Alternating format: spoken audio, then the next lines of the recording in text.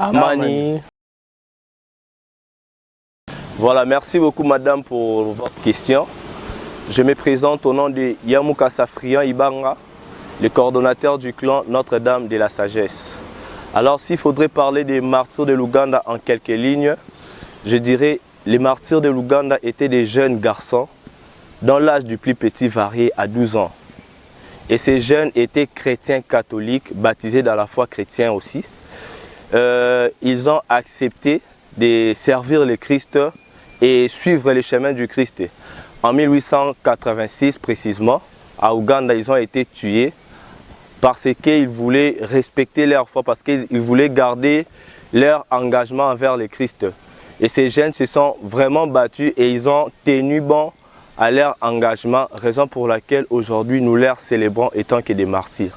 Voilà en quelques lignes, si je dois répondre à la question.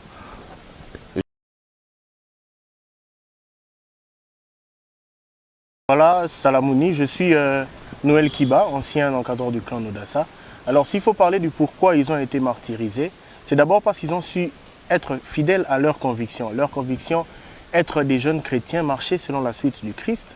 Ils ont vécu une foi, et non en parole, mais une foi qui était une foi en acte, jusqu'au point d'accepter de mourir pour la cause du Christ, pour la cause de l'Évangile.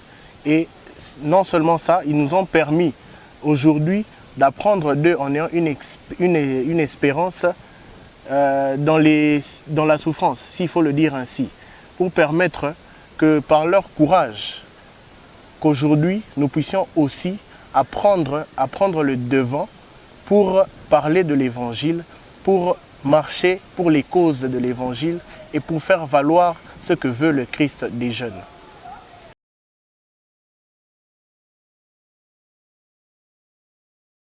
Comme message, leur histoire nous transmet, déjà de par leur devise que nous maintenons jusqu'à aujourd'hui, c'est Kizito prend courage.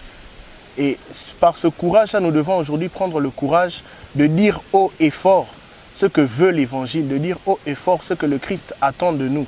De par cet exemple qu'ils nous ont donné, de par leur martyr, nous devons être capables de vivre notre propre martyr par rapport aux situations qui arrivent dans nos jours. De nos jours, on sait vivre des guerres, on sait vivre beaucoup de situations. Et par ce message-là, que leur courage nous permette de prendre le devant pour dire haut et fort la cause du Christ et pour permettre à ce que le monde évolue, que les jeunes changent. Et ça va permettre de faire avancer les choses dans le monde actuel. Merci.